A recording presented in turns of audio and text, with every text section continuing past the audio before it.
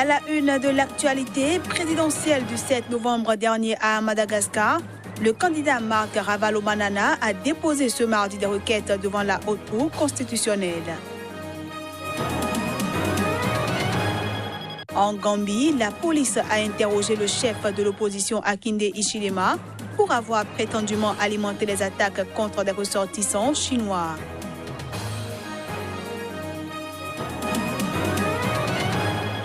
Et puis au Nigeria, des djihadistes du groupe Boko Haram ont tué 9 agriculteurs et en ont enlevé 12 dans un village du nord-est du pays ce lundi.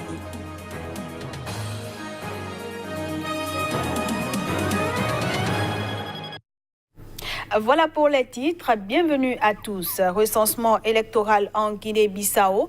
L'opération qui devait s'achever ce mardi a été prorogée de 15 jours par le gouvernement, ce qui risque d'entraîner le report à l'année prochaine du scrutin législatif, initialement prévu le 18 novembre.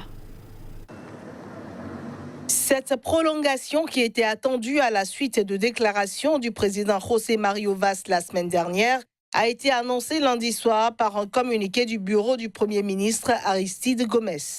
Les prochaines élections législatives doivent permettre de dénouer la crise que traverse la Guinée-Bissau depuis août 2015. À la date du 19 novembre, plus de 70% des électeurs ont été enregistrés selon le gouvernement. Lequel gouvernement justifie cette prolongation par la nécessité d'assurer la participation la plus importante possible et appelle tous les citoyens en âge de voter à aller s'inscrire. Compte tenu des délais légaux entre la fin du recensement et la convocation du scrutin, ainsi que l'organisation de la campagne électorale, la tenue du scrutin avant la fin de l'année, comme le souhaite la communauté internationale, paraît désormais compromise selon des analystes.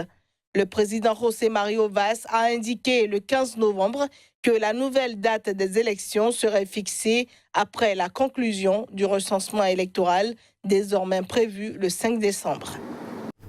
À Madagascar, le candidat Marc Ravalomanana a, par l'intermédiaire de ses avocats, déposé plus d'une cinquantaine de requêtes ce mardi devant la Haute Cour constitutionnelle. Marc Ravalomanana est, rappelons-le, arrivé second du premier tour du scrutin du 7 novembre dernier. Sans remettre en cause la tenue d'un deuxième tour, le candidat Marc Ravalomanana a déposé plus d'une cinquantaine de requêtes ce mardi devant la Haute Cour constitutionnelle. Par ces requêtes, l'ancien chef de l'État, arrivé second au premier tour de la présidentielle du 7 novembre dernier, demande que certaines irrégularités décelées dans les résultats publiés par la commission électorale soient corrigées. On ne cherche pas une victoire au premier tour, mais juste une correction sur certaines irrégularités dans les résultats publiés par la CENI, a indiqué l'un des avocats de Marc Ravalomanana. Arrivé premier à l'issue du premier tour de la présidentielle, le candidat Andry Rajoelina a dénoncé ce lundi une manœuvre qui l'a empêché de dépasser les 40% par le biais, selon lui, d'un logiciel trafiqué dans le traitement des résultats. Il s'en remet aussi à la Haute Cour constitutionnelle pour trancher ses requêtes.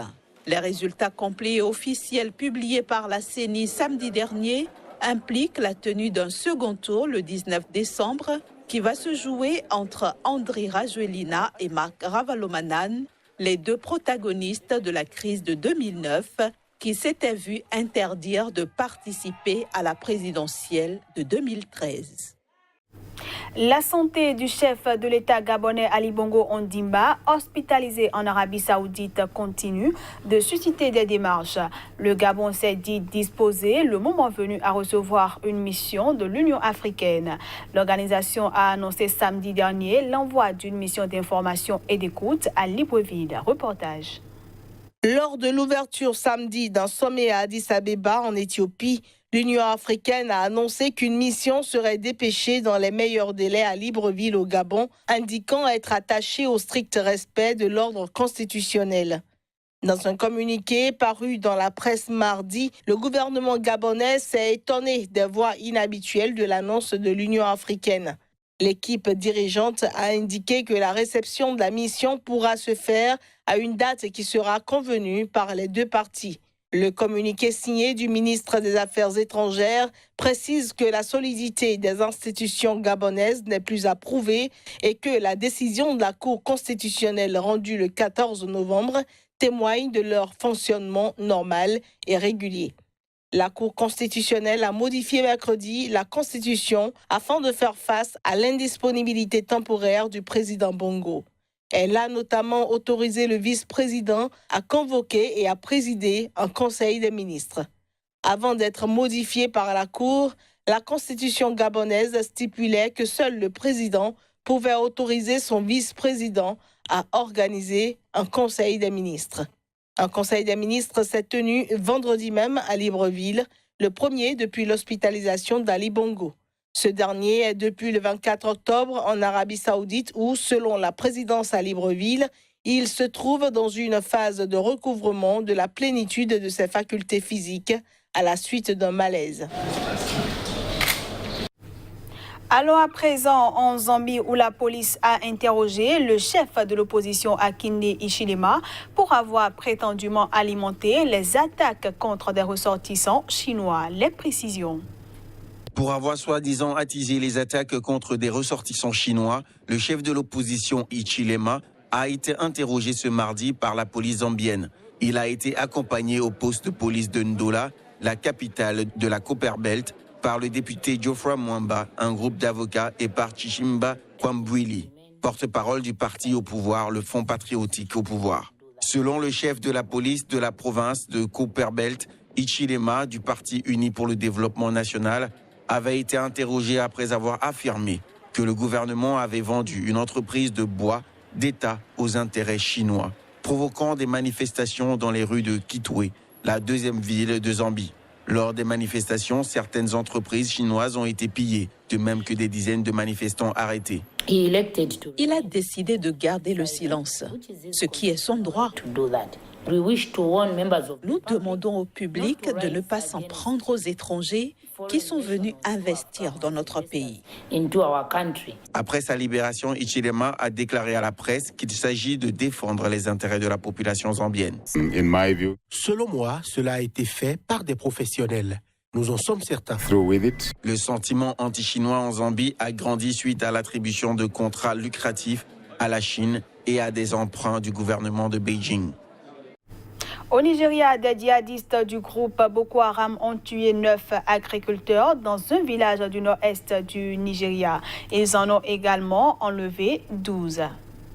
Arrivés ce lundi dans un champ du village de Momonti, à 5 km de Maïdougouri, la capitale de l'État du Borno, les djihadistes du groupe Boko Haram ont tué 9 cultivateurs en train de travailler. Les insurgés ont emmené 12 personnes, dont des femmes, et blessé à la machette 3 personnes ayant refusé de les suivre. Hier, je revenais de l'école que mon ami m'a dit que Boko Haram avait tué mon père dans sa ferme. On est allé à la ferme et on l'a vu sur la plantation d'arbres. Je l'ai vu mort, ainsi que d'autres personnes.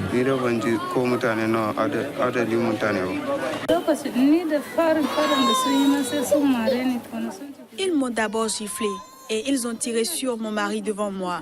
Ils ont pris mon téléphone, mon argent et ma chaussure. Puis ils ont commencé à me battre et m'ont dit de rentrer chez moi immédiatement. Le 14 novembre dernier, des militants de Boko Haram avaient déjà attaqué Momonti, tuant une personne et incendiant le village avant d'emporter des centaines de têtes de bétail avec eux. 7 femmes avaient été enlevées le même jour près de la ville de Bama, à 70 km de Maïdougouri, alors qu'elles travaillaient dans le champ sous la protection d'hommes armés, selon des membres de la milice civile engagée contre Boko Haram aux côtés de l'armée nigériane. L'attaque de la semaine dernière avait obligé les habitants à se réfugier à Maïdougouri tout en continuant à venir cultiver leurs champs la journée. En Égypte, les stars ont défilé sur le tapis rouge. C'était lors de la cérémonie d'ouverture du 40e Festival international de cinéma du Caire.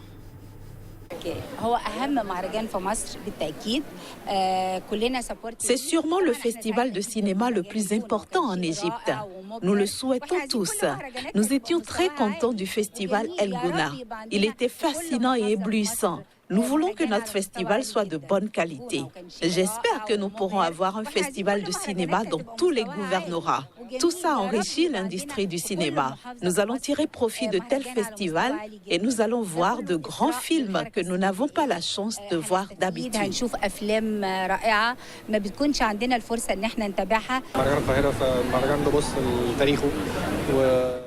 Le festival, cette année, réfléchit sur son histoire, son authenticité et sur l'impact qu'il a sur la région et sur l'industrie cinématographique.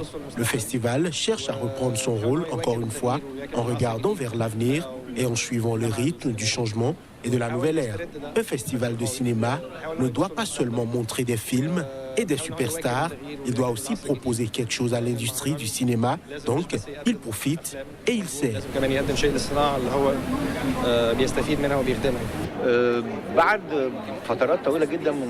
Après beaucoup de hauts et de bas, pendant la longue histoire du festival, je pense que ça commence maintenant à avancer sur des bons rails. Choisir Mohamed Efzi comme président du festival est une très bonne chose parce qu'il est jeune dans l'industrie et sait comment les choses doivent se passer. On aborde à présent la seconde partie de cette édition consacrée à la revue de presse Afrique.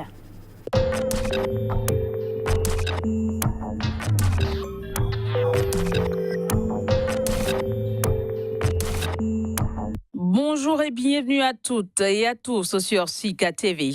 Les destinations de la revue de presse Afrique de ce jour sont la Côte d'Ivoire, le Burkina Faso, le Togo et le Cameroun. Et parlant justement du Cameroun, le journal Les Repères informe ses lecteurs du plan de guerre de Camwater contre les délestages. Le quotidien L'Œil du Sahel, lui, s'interroge sur la place des femmes du Grand Nord dans le premier gouvernement du septennat. Loi de finances 2019, le Cameroun tend vers une hausse du prix de la bière, peut-on lire en première page du journal Le Jour. Actualité au Togo à présent, élection législative du 20 décembre prochain. Des partis de l'opposition ont déposé leur candidature, peut-on lire à la une du journal Harakiri, qui nous apprend également qu'après le recensement, le MCD exige la révision du chronogramme des élections. De graves menaces pèsent sur la communauté catholique au Togo, nous apprend le quotidien Le Magna Libéré. Puis 19e session du dialogue gouvernement-UE, le quotidien Le Magna Libéré nous informe que la question des législatives et du PND sont au centre des débats. Le quotidien Liberté du Togo fait le point des promesses électorales non tenues de Faure Gnassingbé. Conférence des évêques du Togo, le journal Liberté nous apprend que les évêques craignent le pire si rien n'est fait pour apaiser le climat. Direction la Côte d'Ivoire où Fraternité Matin nous informe de la sortie de la 41e promotion de la police nationale. On reste avec le journal Fraternité Matin qui nous annonce également que 30 pays africains et la Banque mondiale tiennent un conclave à Abidjan dans le cadre de l'amélioration du climat. Une lecture du journal burkinabé Sidouaya nous fait savoir que Roch Marc Christian Kabore a été reçu au palais impérial lors de sa visite au Japon. On reste avec Sidouaya qui nous fait savoir qu'un jeune a été tabassé à mort à Bissiga, Burkina Faso toujours. Sidouaya rassure ses lecteurs que l'augmentation du prix du carburant n'a pas d'impact sur le coût des transports. Voilà, ce sera tout pour la revue de presse Afrique de ce 21 novembre 2018 sur Sika TV. Merci de nous avoir suivis. À demain pour de nouvelles informations.